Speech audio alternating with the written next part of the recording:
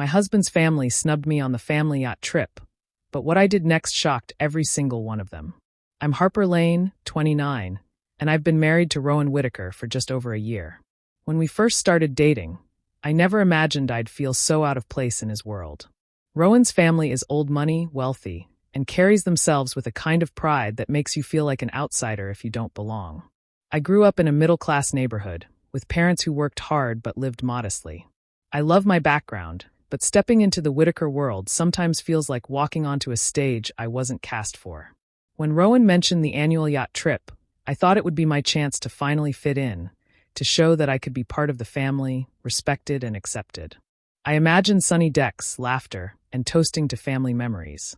I pictured Rowan's parents, Sterling and Marjorie, smiling at me genuinely, and his sister Celine laughing at one of my jokes rather than at me. I wanted to belong so badly that I could almost taste it. But reality hit harder than I expected. I discovered I wasn't even included in the group chat about the trip. No updates, no invites, nothing. When I asked Rowan, he brushed it off, saying they probably thought I'd be busy. But later, I overheard Celine telling someone, "This trip is for family, not outsiders." I froze. Outsiders.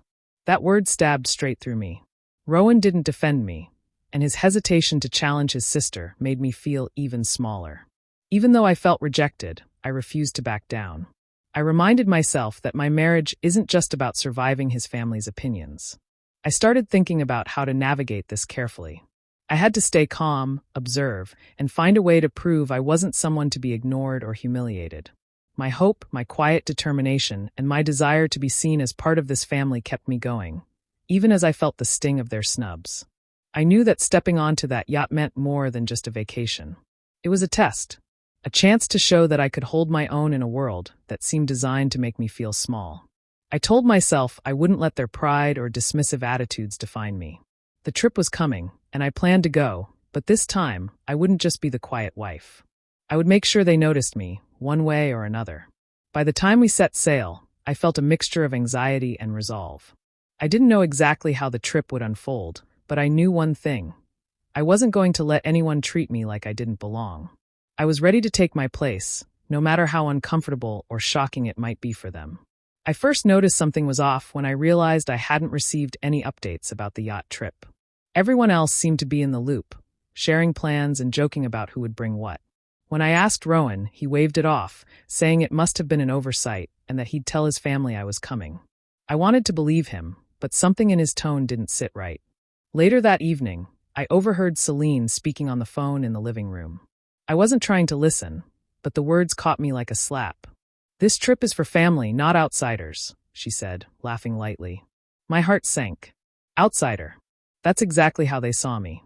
My stomach twisted as I realized it wasn't just a small mistake. They hadn't even considered me part of their world. Rowan stood beside me, silent, and I could tell he felt awkward, but he didn't correct her or insist that I belonged. I felt dismissed, as if everything I had worked for to be part of this family meant nothing. My excitement about the trip, which had felt like an opportunity to belong, now turned into a knot of hurt and frustration. I tried to speak to Rowan, asking why he hadn't said anything, but he seemed hesitant. "I'll make it right," he murmured, but I could tell he wasn't sure how. His voice lacked conviction, and I realized he was torn between his family's expectations and his desire not to upset me. The more I thought about it, the heavier the feeling grew. Every laugh I imagined, every story I had hoped to share, now felt like a stage I wasn't welcome on. Even if I went on the trip, I would be walking into a situation where people didn't truly want me there. I felt invisible in a family that prided itself on appearances and tradition. That night, I lay awake, replaying Celine's words over and over. I thought about how Rowan's hesitation had left me exposed and vulnerable. I wanted him to fight for me, to make it clear that I belonged, but he didn't. I couldn't rely on him completely, and that realization sparked a mix of sadness and determination inside me. I decided I needed to approach this differently. I needed to stay aware, watch their behavior, and find a way to claim my space without confrontation. The next day, I started observing everything. How Celine interacted with Rowan, how Sterling and Marjorie positioned themselves, what topics made them laugh or frown. I paid attention to every detail, storing information like pieces of a puzzle I would one day use. Rowan still tried to calm me, saying he would handle things, but I could see he wasn't fully ready to take a stand. That left me with a choice: wait quietly, or start preparing to prove I wasn't an outsider at all. By the time the trip was a week away, I had made up my mind. I would go, but I wouldn't just blend in. I would be careful, strategic, and silent at first, watching their every move. I knew that if I handled this right, I could turn their dismissal into an advantage I never imagined. And for the first time, I started feeling a quiet sense of control.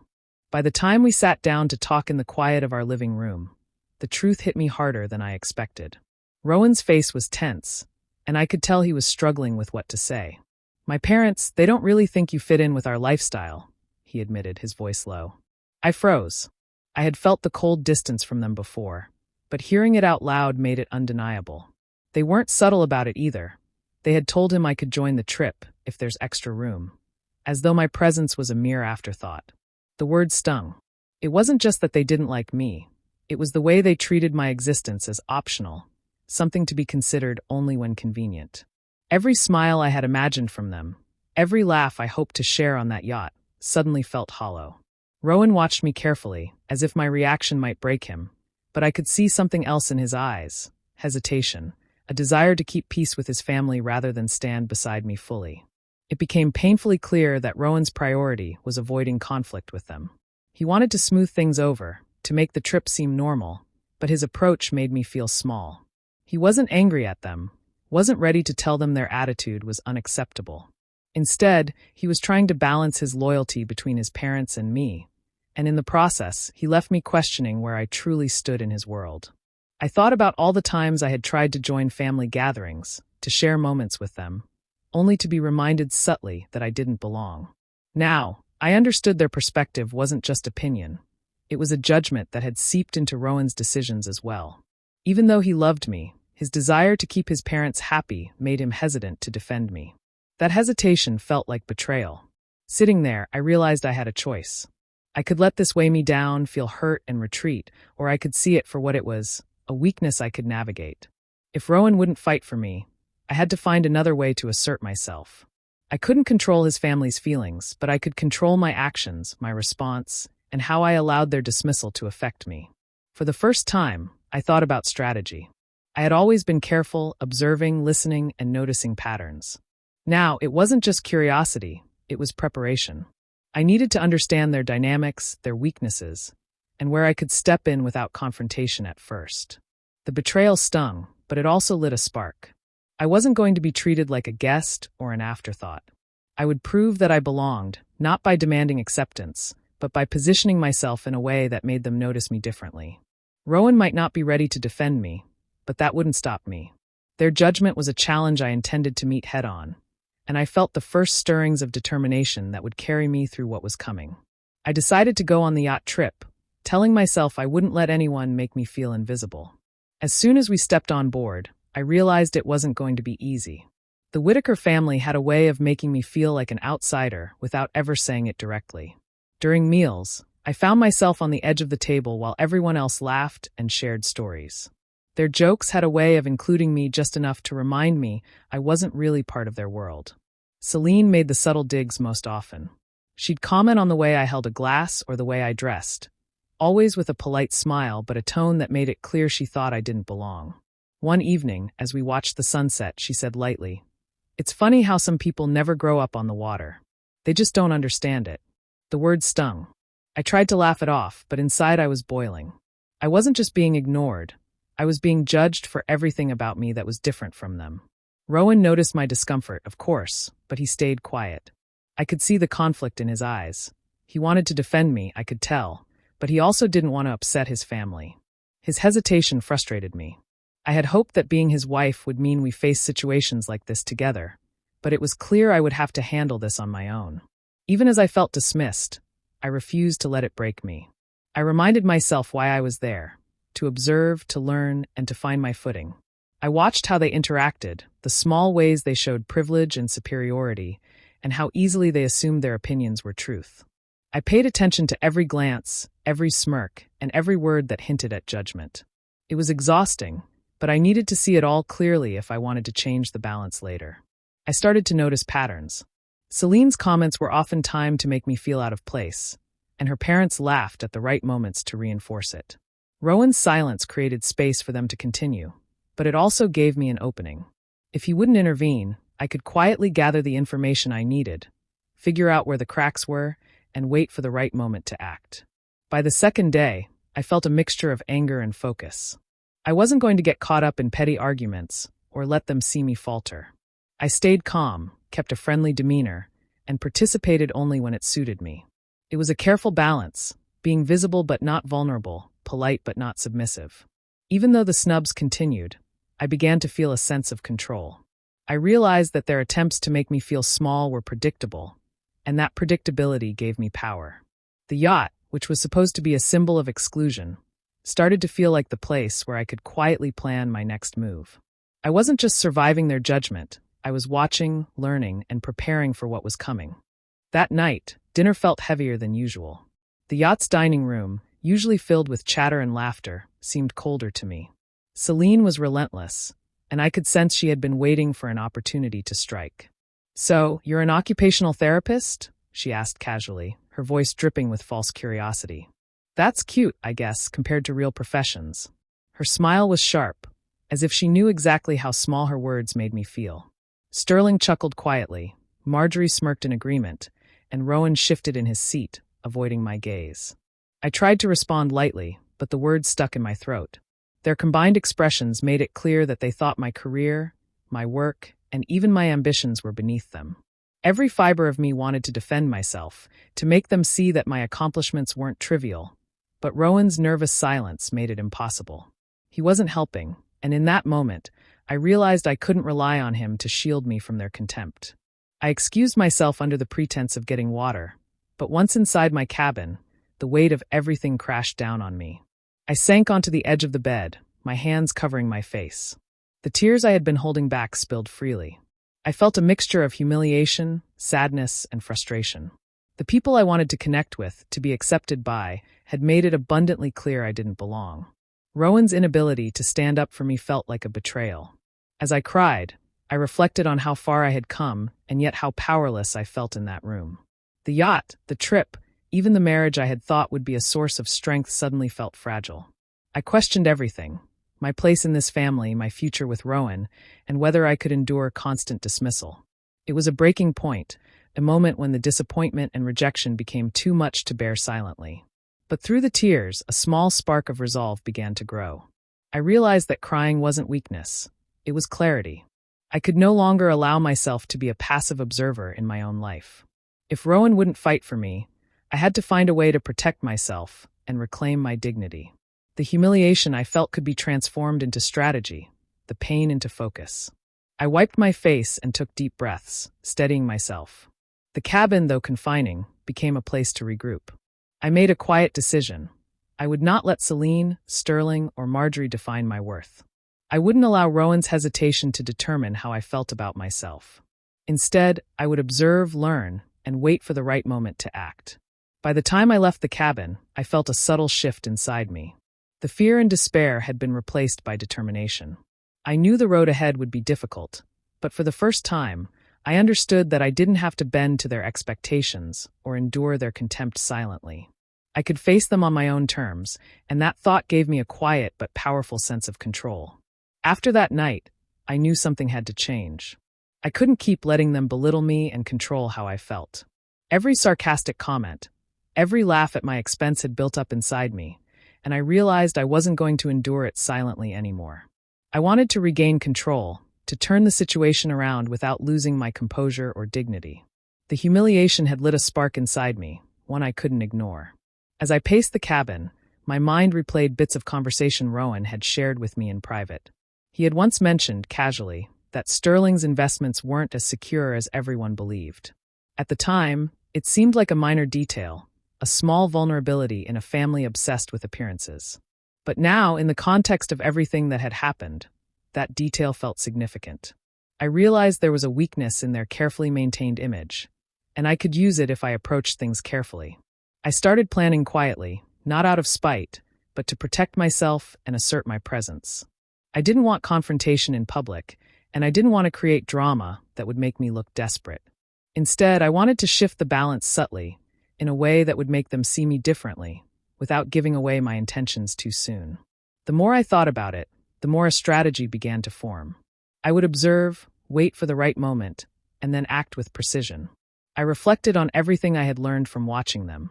How Celine liked to control conversations, how Sterling relied on his image more than reality, how Marjorie reacted to any sign of weakness. Every glance, every tone of voice was a piece of information I could use. I had underestimated my own ability to turn this situation to my advantage, but now I understood that patience and awareness were just as powerful as confrontation. The more I considered the possibilities, the more confident I felt. I didn't need Rowan to fight for me. I didn't need them to acknowledge me yet. I only needed to understand their dynamics and plan carefully. If I moved at the right moment, I could change the way they viewed me entirely. The thought of that possibility made the tension I had felt for days feel purposeful instead of crushing. By the next morning, I had made a silent promise to myself. I wouldn't let their arrogance or pride define my experience on this trip. I would reclaim my dignity, one calculated step at a time. This wasn't about revenge in the dramatic sense. It was about turning the power they held over me into leverage for myself. The spark of resolve had become something more. A quiet fire, steady and focused, ready to guide me through the next phase of the trip. For the first time since the journey began, I felt a sense of control returning. The humiliation, the awkwardness, and the rejection hadn't disappeared, but they had been transformed into tools. I was no longer just the ignored wife. I was someone who could observe, learn, and eventually take charge of how this story unfolded. And with that clarity, I felt ready for what was coming next. The next morning, I stepped into the dining room feeling different. Calm, composed, and unexpectedly cheerful. The family looked at me with a mix of surprise and curiosity. I took my seat without hesitation, greeted everyone warmly, and started chatting as if nothing had happened the night before. My calmness seemed to catch them off guard, especially after days of tension and awkwardness. During breakfast, I casually brought up the markets and mentioned trends in investments, sprinkling in remarks about how family fortunes could shift unexpectedly. I kept my tone light, almost playful, as if I were merely making conversation. But I noticed Sterling stiffen mid-sentence, his eyes flicking toward me with unease. Marjorie tilted her head, a small frown forming, and even Celine paused, clearly waiting for a reaction. Rowan shot me a quick glance, a mixture of surprise and concern on his face. I continued as if nothing had happened, smiling gently and keeping my voice steady. Each word I said, each casual observation about finances, seemed to rattle them slightly. I could see the tension ripple across the table. For the first time, the balance of power didn't feel entirely in their hands. My presence, calm yet informed, had made them reconsider the way they saw me. Celine's eyes narrowed slightly. She leaned back, trying to mask her curiosity, but I could tell she noticed something different. Her father's discomfort was obvious now, a crack in the confident, untouchable facade he always carried. She whispered something to Marjorie, who shot a quick glance toward Sterling, then back at me. I smiled innocently, as if unaware of the effect my words had. It was all deliberate, but subtle, the kind of move that made them doubt without me needing to accuse or argue. I felt a rush of satisfaction. For days they had dismissed me, judged me, and tried to make me feel small. Now, I could see that my observation, patience, and quiet preparation were working. Their confidence was beginning to falter, just enough for me to sense leverage. It wasn't about embarrassing them, but about proving that I could hold my own, that I wasn't someone to be underestimated. The rest of breakfast passed with small talk, but I kept the conversation pointed just enough to maintain their unease. Sterling's fork hovered midair more than once, and Celine's polite smiles seemed strained. Rowan watched silently, perhaps realizing that I had found a way to stand firm without aggression. It was empowering, this subtle shift. I could see the seeds of influence forming, and it felt like the first step toward taking control of the dynamics that had left me feeling powerless. By the time we finished, I knew the game had changed. I wasn't just the quiet wife or the outsider anymore. I had quietly stepped into a position where they had to notice me, and I could feel the possibilities opening. For the first time since the trip began, I didn't feel small. I felt aware, strategic, and ready to use this advantage when the right moment came. Dinner that evening carried a tense energy, thicker than any before. Celine, sensing she could regain her control, started her usual routine of subtle digs. Her tone was polite, but her words were sharp, aimed to belittle my achievements and make me feel small in front of the family. I felt the familiar stir of anger, but this time I refused to let it overwhelm me. I had spent days observing, planning, and preparing. Now it was the moment to act. When she made her comment about my career, I stayed calm, my voice steady and controlled. "Interesting, Celine," I said lightly, tilting my head as if pondering her words. "I guess you'd know all about sinking ships, though I wonder if your father has told you about the investments going under." The room fell silent immediately. Conversation stopped mid-sentence, forks paused in midair, and all eyes turned toward me. Sterling's face drained of color. I could see the tension building in him as he processed the words, realizing that the secret he had hoped would remain hidden was now exposed in front of everyone. Marjorie's smirk faded, replaced by a worried glance, and Celine's confident posture crumbled. Rowan stared at me, shocked that I had brought it up, his mouth slightly open. I didn't flinch. I kept my expression calm, letting the silence stretch just long enough for the impact to sink in. Celine sputtered, trying to regain control. "You're lying. That's not true," she insisted, her voice sharp but wavering. Her accusation hung in the air, but Sterling's subtle nod, a quick exchange of uneasy looks with Marjorie, confirmed the truth I had just revealed. I stayed composed, allowing the revelation to do the work for me. I wasn't loud, I didn't yell, and I didn't dramatize. It was enough that the information was now out in the open, shaking their sense of superiority. The dynamics at the table shifted instantly. The confident, untouchable facade of the Whittaker family cracked, and I could see the uncertainty ripple through them. Sterling avoided my gaze, Celine was visibly rattled, and even Marjorie seemed unsure how to respond. Rowan, frozen, realized that I had changed the tone of the evening entirely. I wasn't the passive observer anymore. I had seized control of the narrative with a single, well-timed statement. I felt a quiet satisfaction, not from humiliating them, but from taking back the power that had been denied to me for so long. Their judgment, their condescension, and their attempts to make me feel small had only fueled my resolve. I had turned their weakness into leverage, and it was undeniable now. For the first time on this trip, I sat back, fully aware that the balance had shifted. I had remained composed, direct, and strategic, and it had worked. The confrontation wasn't about anger or revenge. It was about asserting myself and showing that I couldn't be dismissed or ignored. And the silence at the table told me more than words ever could. They finally understood I was not someone to underestimate. After that dinner, the atmosphere on the yacht shifted completely. Marjorie's calm, polished exterior cracked first. She turned sharply toward Sterling, her voice sharp and demanding. "How could you let this happen without telling anyone?" she snapped, her usual composure replaced with frustration and disbelief. Sterling, normally unshakable, struggled to respond, his face pale and his words faltering. The tension between them was palpable, and I realized just how fragile the image of control they projected really was. Celine, stunned and angry, started firing questions at her father. "Why didn't you tell me? How could you hide something like this?" Her tone was sharp, accusatory, and desperate for clarity. She had always relied on the family's unity to give her confidence, but now that foundation was crumbling. Her usual condescending smile had vanished, replaced by confusion and frustration. For the first time, she wasn't in control. She was grasping for answers she hadn't anticipated needing. Rowan was stuck in the middle, caught between his loyalty to me and his family's pride. He looked from me to his parents, his expression a mixture of shock and uncertainty. I could see the conflict in his eyes. He wanted to defend me, but the sudden chaos from his family's reaction made him hesitant to intervene. Even his silence seemed to acknowledge that the balance had shifted, and there was no easy way to restore it. I stayed quiet, observing every reaction carefully. There was no need to speak or justify myself. The disruption had been caused by their own hidden flaws, and the truth was undeniable. Watching them unravel gave me a sense of clarity and calm I hadn't felt since the trip began. I realized that for so long, I had been positioned as the weak link, the outsider they could dismiss or ignore. But now everything had changed. The control I had quietly built over the last few days became evident in how I carried myself. I remained composed, polite, and confident, letting the truth speak for itself.